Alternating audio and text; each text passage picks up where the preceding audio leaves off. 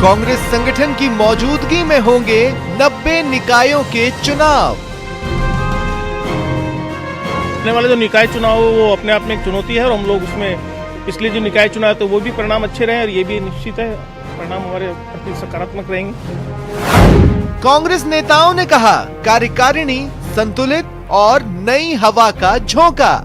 एक बहुत बैलेंस्ड और नई टीम तैयार हुई है और राजस्थान का कांग्रेस का कार्यकर्ता इस बात की अपेक्षा रखता है कि नई टीम नए तरीके से बहुत अच्छा काम करेगी, नई ऊंचाइयों को छेड़ेगी। महेश जोशी बोले बिना कार्यकारिणी के भी 36 निकायों में जीते थे।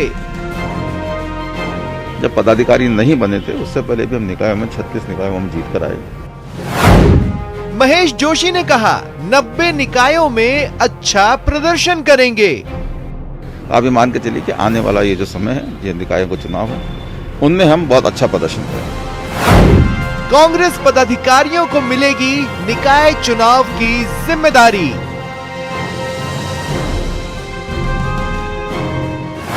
नब्बे निकायों में चुनाव प्रबंधन और पर्यवेक्षकों की भूमिका में नजर आएंगे पदाधिकारी।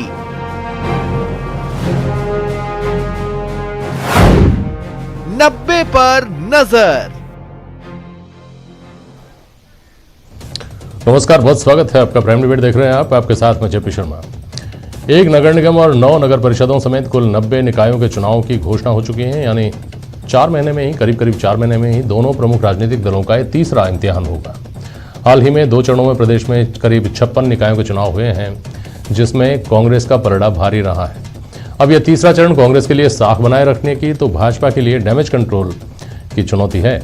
दोनों पार्टियों में नेतृत्व नया है, दोनों ही पार्टियों में अंदरूनी खींचतान की खबरें भी आती रही हैं और दोनों ही पार्टियों के सामने संगठन को सक्रिय करके इन चुनाव में इस्तेमाल करने की चुनौती भी है। कांग्रेस ने कल अपनी नई कार्यकारिणी का ऐलान किया है और ये माना जा रहा है कि अब पार्टी और मजबूती से इन चुनाव में उतर सकेगी, ऐसा दावा किया जा रहा है। छोटे चुनाव वैसे भी ये माना जाता रहा है कि सत्ता के साथ जाते हैं, इसलिए भाजपा को कमल खिलाने के लिए एड़ी चोटी का जोर लगाना पड़ेगा, यह तय है।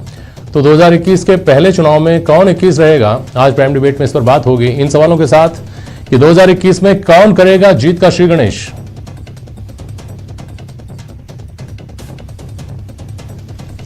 क्या 2 चरणों के चुनावों के ट्रेंड को तीसरे चरण में बदल पाएगी भाजपा?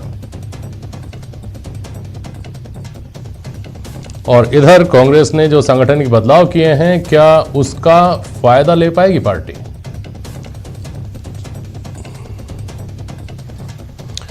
जसवंत गुर्जर साहब हैं हमारे साथ प्राइम डिबेट में। आज प्रदेश कांग्रेस के सचिव हैं। पंकज मीणा जी हैं भारतीय जनता पार्टी के प्रवक्ता और एसपी मित्तल साहब हैं वरिष्ठ पत्रकार। बहुत स्वागत है आप सभी का।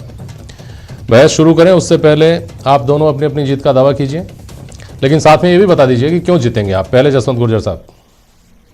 देखिए, राजस्थान में कांग्रेस की सरकार है और जैसा कि पता है कि 2020 पूरा जो कार्यकाल गया है, ये सन जो गया है, ये पूरी तरह कोरोना से प्रभावित रहा है।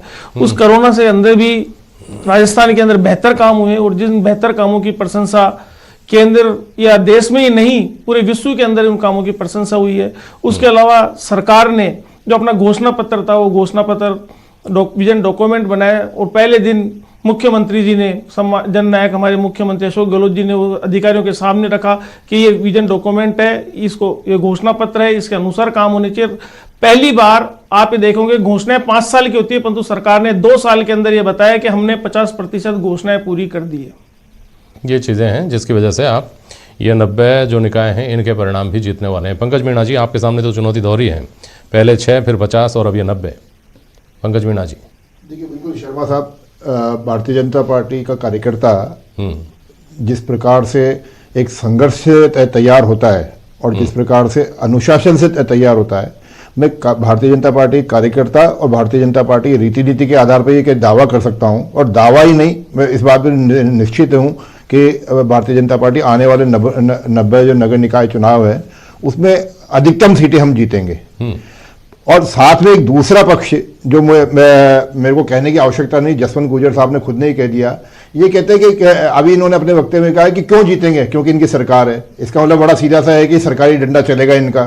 दूसरी बात ये कहते हैं कि साहब हमने 2 साल के अंदर आधी उपलब्धियां कर दी। मैं ये कह रहा हूं, दावे के साथ कह रहा हूं इस चैनल के माध्यम से, आप एक उपलब्धि बता दीजिए। आपने केवल 2013 से 18 माननीय वसुंधरा जी की जो सरकार थी उनकी योजनाओं को बंद करने और नाम बदलने के अलावा एक का कोई काम किया हो, कृपया करके बता दीजिए। अरे एक बार सुनिए जसवंत जी, आपका नंबर आया, बोल लीजिएगा, आप सुनिए उसके बाद को।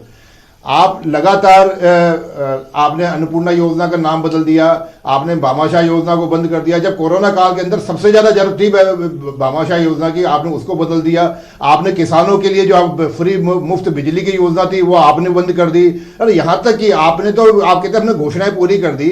राहुल गांधी जी ने 1 से लेकर 10 तक गिनती सुनाई थी और कहा था कि हम किसानों का कर्जा माफ करेंगे। आज तक वो किसान इंतजार कर रहे हैं। और दुर्भाग्यपूर्ण देखिए, राहुल गांधी जी के वक्तव्य के बाद में जिन किसानों को उम्मीद बंदी के हमारा कर्जा माफ होगा, ऐसे कई किसान आत्महत्या कर चुके हैं और ऐसे आत्महत्या करने वाले किसानों की संख्या 3 दर्जन से ज्यादा है। और उसके बावजूद भी खोखली बात है, बेशर्मी से आप लोग यार टीवी चैनल पे आगे कहते हो कि हमने पूरी घोषणाएं पूरी कर दी। ये वास्तव में राजस्थान के लिए दुर्भाग्यपूर्ण है कि राजस्थान में एक ऐसी सरकार मौजूद है जो झूठ के ऊपर झूठ बोले जा रही है। आज अगर आप यह कानून व्यवस्था की स्थिति देखें तो आप देखिए आज कौन सा शहर, कौन सा गली, कौन सा मोहल्ला, कौन सा गांव ऐसा है जहां मासूम बच्चों के साथ बलात्कार नहीं हो रहे। और जहां मैं कह रहा हूं बच्चियां तो सुरक्षित है, असुरक्षित है जो है, ठीक है, पुलिस की महिला। ठीक है, जवाब लीजिए। हाँ बोलिए जसवंत जी। देखिए पंकज भाई, ये मिथ्या आरोप है और टीवी डिबेट के ऊपर ऐसे आप तेज आवाज में लगाते रहिए, नहीं है। आज आप देखिए जो नहीं किसने कहा, आप बात कह रहे हो क्या काम नहीं करा। राजस्थान के अंदर जितनी घोषणाएं हमने की थी उसकी 50% कर दी और हमने केंद्र में मोदी की तरह, अरे मोदी की तरह संवाद करना पड़ेगा। आप बीच में मत बोलिए, आप सुनने की क्षमता रखिए। आपने प्रश्न कराया तो सुनने की क्षमता रखिए। आप ऊंची आवाज देके दबाने का प्रयास मत करिए। ये आप लोगों की सोच है। आप लोग हमेशा डिक्टेटरशिप की तरह काम करते हैं। इस प्रकार नहीं होता है लोकतंत्र के अंदर। जब आपको मौका मिले, जब बोलना चाहिए और दूसरे की बात सुननी भी चाहिए। बोलिए। ऐसा है पंकज भाई, राजस्थान के अंदर जो हमने कहा वो वादे पूरे किए। राहुल गांधी ने 1 से 10 तक की गिनती गिनी थी तो किसानों के कर्जे माफ किए, सहकारिता कर्ज का पूरा कर्जा माफ कर दिया है। इसका है सूचना का अधिकार हर जगह लागू है। आप ये सूचना का अधिकार लेके पूछिए, उसके अंदर मिलेगा। हमने सूचना का अधिकार केंद्र सरकार की तरह कमजोर नहीं करा है बल्कि मजबूत किया है। आप उन चीजों का उपयोग करिए, देखिए। और राजस्थान के अंदर जिस प्रकार पिछली सरकार के अंदर वसुंधरा में गृह मंत्री कहा करता था कि मैं ही कारणपाल हूं, मुझे ही पकड़ लो, आज राजस्थान के अंदर कानून व्यवस्था बिल्कुल सुचारू है। जहां कोई ऐसी घटना होती है उसके ऊपर तुरंत कार्रवाई होती है, कड़ी से कड़ी सजा दी जाती है। ठीक है, इसलिए ठीक है, मैं आता हूं आपके पास। मुझे 2 सवालों का जवाब दे दीजिए पंकज जी। आपने पहली बात ये कही थी कि इन्होंने खुद ही कह दिया कि सरकार हमारी है इसलिए हम जीतेंगे। तो ये तो एक ऐसा प्रश्न है जिसको ना आप इन पर उठा सकते हैं ना आप पर उठा सकते हैं। ये ट्रेंड है, आमतौर पर लोकल जो चुनाव हैं वो सरकार के साथ जाते रहे हैं। लेकिन क्या कहीं इसमें भी कोई पेच है, ये भी मैं समझने की कोशिश करूंगा। एसपी मित्तल साहब के पास जाऊंगा। लेकिन दूसरी बात यह है पंकज जी, आपने कहा कि सरकार ने पिछले 2 सालों में एक नाकाम सरकार की तरह काम किया है और कोई काम नहीं हुआ है। मुझे ये बताइए, ये बात तो आपने जब निगम चुनाव में गए थे, 6 निगमों के चुनाव थे, तब भी आपने कही थी। उसके बाद 50 लोकल बॉडीज़ के चुनाव हुए, तब भी आपने कही थी। तब लोगों ने आपकी बात को नहीं लिया हाथों हाथ। अब कैसे इन 90 निकायों में लोग इस बात को मान करके और कमल खिला देंगे? पंकज मीणा साहब, क्या फ़र्क आ गया पिछले 1-1.5 महीने में? देखिए, अभी जो पिछले दिनों नगरीय निकाय चुनाव हुए 50 के, उसके आपके चैनल के माध्यम से पहले भी कई बार चर्चा में आया। हाँ। बड़ा स्पष्ट सा है कि वो पर्टिकुलर जिस बेल्ट का चुनाव था उस बेल्ट में हमारे विधायक 29 में से केवल मात्र 1 है। तो मतलब ऐसा नहीं कि भारतीय जनता पार्टी वहां कमजोर है, पर परंपरागत वोट की बात करी जाए या हमारी कुछ कमजोरी भी कही जा सकती है। वहां हम लोग ठीक से प्रदर्शन नहीं कर पाए, परंतु वहां हमारा ऑलरेडी वहां परफॉर्मेंस मैं बताया जिस प्रकार से कि 29 में से केवल 1 विधायक है।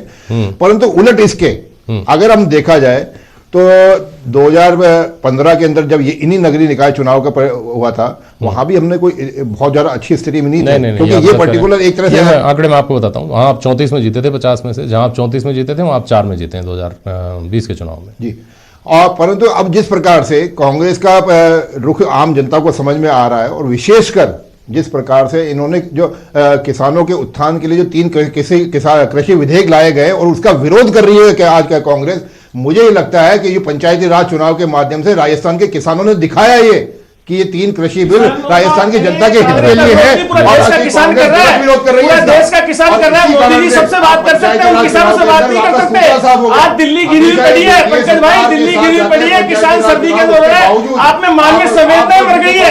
आज मानवीय संवेदनाएं मर गई है आप लोगों की। आप लोग ये नहीं देख, इस कड़ाके की सर्दी में, इस कड़ाके की सर्दी में ओले के अंदर पारा पड़ रहा है, उसके बावजूद किसान रोड पे है, सड़क पे है, धरना दे रहा है। तो मोदी जी सबसे बात कर सकते हैं, मन की बात कर सकते हैं, तो उनसे बात नहीं कर सकते। हमने घोषणा पत्र लागू करा ना, आप बताओ क्या घोषणा लागू नहीं? 50% घोषणा लागू की है हमने, किसानों से वादा करा पूरा करा है।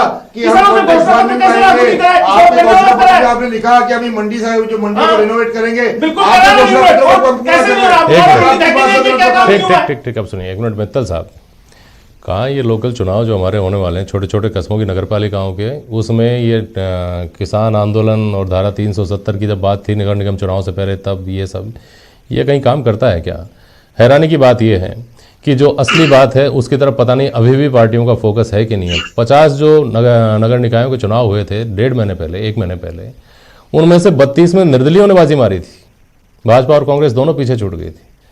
वजह साफ समझ में आती है कि सही व्यक्ति का अगर चयन हो तो लोग उसको वोट देते हैं। अगर आप दोनों ने ही सही व्यक्ति का चयन नहीं किया और तीसरा कोई व्यक्ति लोगों को सही लगा तो उसका चयन किया जाएगा। यहाँ आकर कितनी एक्सरसाइज हो रही है हमें नहीं पता। लेकिन पहला तो मैं आपसे ये समझना चाहूँगा कि क्या इस तरह के मुद्दे काम करते हैं या व्यक्तिगत छवि काम करती है? वैसे सब जानते हैं कि क्या स्थिति है। मित्तल साहब, इन 90 जो निकाय हैं इनमें क्या सर्वाधिक सावधानी इस बात को लेकर नहीं बरतनी होगी? नहीं जेपी जी, इसमें कोई दो राय नहीं है कि जो वार्ड का जो चुनाव होता है, चाहे वो सरपंच का चुनाव हो, चाहे वो पार्षद का चुनाव हो, उसके अंदर जो व्यक्तिगत छवि है बहुत ध्यान रखी जाती है। इसीलिए जब अभी जो निकायों के चुनाव हुए 50 के, उसमें अधिकतर निर्दलीय जीत के आए। उसका कारण ये रहा कि भारतीय जनता पार्टी और कांग्रेस ने शायद अपने उम्मीदवारों के चयन में कोई गड़बड़ी की या सही तरीके से चयन नहीं किया, इसलिए निर्दलीय प्रत्याशी ज्यादा जीत कर आए। अभी जिस तरीके से वाद विवाद हुआ कांग्रेस और भाजपा में, मैं बताना चाहता हूं कि जब पंचायत राज के चुनाव हुए थे तब जब भारतीय जनता पार्टी का पलड़ा भारी था, और अभी जब निकाय के जब चुनाव हुए, शहरी निकाय के 50 के जब चुनाव हुए तो कांग्रेस का पलड़ा भारी रहा, इसमें कोई दो राय नहीं। लेकिन अब जब 90 के जब चुनाव, निकायों के चुनाव जब होने जा रहे हैं, तो अभी आपने जो आपका जो सवाल था शुरू में, उसमें यह था कि जो कांग्रेस की जो नई कार्यकारिणी बनी है वो कितनी सहायक होगी कांग्रेस को चुनाव में जिताने के लिए, तो ये आने वाला भी समय बताएगा। लेकिन इसमें जो महत्वपूर्ण बात यह है कि कांग्रेस के लिए एक सुखद बात यह है कि सचिन पायलट के जो समर्थक हैं वो इसमें शामिल किए गए हैं। अब तक जुलाई के बाद तक जिस तरीके से हम देख रहे थे कि सचिन पायलट की लगातार उपेक्षा हो रही थी, उनके समर्थकों की उपेक्षा हो रही थी, लेकिन शायद अब अजय माकन जी जो प्रदेश के प्रभारी हैं, उनकी कोई भूमिका की वजह से सचिन पायलट के लोगों को शामिल किया गया। और आज हमने देखा भी एक जिस तरीके से कार्यकारिणी घोषित की गई, उसका सचिन पायलट ने भी स्वागत किया है। तो निसंदेह मेरा ऐसा मानना है कि कांग्रेस के लिए एक मजबूत स्थिति रहेगी कि जो अब तक ये कहा जा रहा था कि जो अलग अलग गुट बने हुए शायद उनमें समावेश हो, और कांग्रेस इसके लिए इसका कुछ फायदा उठाना चाहेगी। लेकिन जिस तरीके से हमने देखा कि पिछले 50 निकायों के अंदर भी जिस तरीके से खरीद फरोख्त हुई है वो किसी से छुपी हुई नहीं है, और सरकार का इसमें प्रभावी रोल होता ही होता है। इस बार भी हम जेपी जी ये देख रहे हैं कि 31 दिसंबर को जब मतगणना हो जाएगी तो उसके बाद में निकाय प्रमुखों का जो चुनाव होगा वो 7 फरवरी को होगा। यानी पूरा सप्ताह मिलेगा बाड़ाबंदी के लिए, पूरा सप्ताह मिलेगा खरीद फरोख्त के लिए। तो ऐसी स्थिति के अंदर जो चुनाव के अंदर जो लोग जीत के आएंगे, मेरा ये मानना है कि वो प्रभावित करेगा उस खरीद फरोख्त और उस बाड़ाबंदी से। ठीक है, मैं वापस आता हूँ आपके पास। ये कितनी चिंता की बात है कि कांग्रेस में जो कथित फूट थी वो अब कथित एकता में बदल गई है। ये भारतीय जनता पार्टी के लिए कितनी चिंता की बात है, पंकज मीणा से पूछूंगा। लेकिन उससे पहले जसवंत गुर्जर साहब, नई कार्यकारिणी जो बनी है, संगठन में जो तब्दीली हुई है, उसको कहा गया है कि नई हवा का झोंका है ये। लेकिन इसमें राजपूत समाज कह रहा है कि इस नई हवा के झोंके में हमारी सुगंध कुछ कम है। वैश्य समाज कह रहा है कि हमारी तो है ही नहीं। जसवंत जी, देखिए, प्रदेश कांग्रेस की नई कार्यकारिणी आई है और सभी से राय मशवरा करके आला कमान ने तय करके नई प्रदेश कार्यकारिणी दी है। वर्तमान में राजस्थान के अंदर कांग्रेस की सरकार भी है, संगठन भी है। सरकार और संगठन में सभी समुदायों को सामंजस्य करके प्रतिनिधि देने की कोशिश की गई है। फिर भी अगर कुछ रहा है तो निश्चित है कि आला कमान के संज्ञान में होगा, और निश्चित ही जो नया हमारा एक्सटेंशन होगा उसके अंदर उन लोगों को प्रतिनिधित्व मिलेगा। कैबिनेट मंत्री खुद ये मान रहे हैं कि हाँ, हो सकता है कि ये चूक हुई हो, लेकिन हुई है तो रिपेयर की जाएगी। यानी ये तो माना ही जाना चाहिए कि वैश्य समाज को बिल्कुल पूरी तरह से इस कार्यकारिणी में जगह नहीं मिल पाई है। क्या इस तरह की ये चूक वैसे चूक है क्या, या गंभीरता से लिया जाना चाहिए इसको? देखिए, सभी को जो कांग्रेस में संगठन का काम करने वाले लोग हों, उनको देख के आला कमान ने एक निर्णय, सुखद निर्णय करा है। और जब भी है इन एक्सटेंशन होते रहते हैं, कार्यकर्ता है वो कार्यकारिणी में कई प्रकार से हर व्यक्ति को उसके काम के आधार पे उसको आगे बढ़ाया जाता है ना। और सभी को उनका काम को देखते हुए इस कार्यकारिणी में लिया गया। सभी के राय मशवरा करके जो कांग्रेस के लिए काम कर रहे हैं ना, उन लोगों को आगे जाके मौका दिया गया, जिसमें युवा भी हैं और वरिष्ठ अनुभवी भी लोग भी हैं। सभी का सामंजस्य किया गया। ठीक है पंकज मीणा जी, मैंने जो सवाल किया था वापस दोहराऊं या जवाब देंगे? नहीं, देखिए, कांग्रेस की कार्यकारिणी जो बनी है उससे भारतीय जनता पार्टी को कोई बहुत ज़्यादा सरोकार नहीं है, परंतु हाँ, एक प्रश्न जहन में जरूर आता है कि अब वो नाकारा, निकम्मा, वो शब्द वापस उपयोग होंगे या वो दफन हो गए।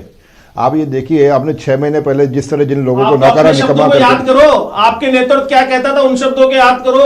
वसुंधरा जी किसको मिट्टी के धोबो बताती थी, वसुंधरा जी किसको बताती थी। आपका हो गया तो मैं बोलूं, मेरा तो हो चुका। नहीं, आपको मेरे बोलने से कोई परेशानी हो तो मैं चुप हो जाता हूँ कि लगातार आप ही बोलते रहिए। आप तसल्ली से सुनिए, प्रश्न मेरे से किया है। मुझे ये लगता है कि आपने वही नाकारा, निकम्मा, जिनको आपने 6 महीने पहले निकाला था, राकेश पारीक को आपने महासचिव बना दिया, गजराज खटाना जी को महासचिव बना दिया, आपने वही नाकारा, निकम्मा ले लिए।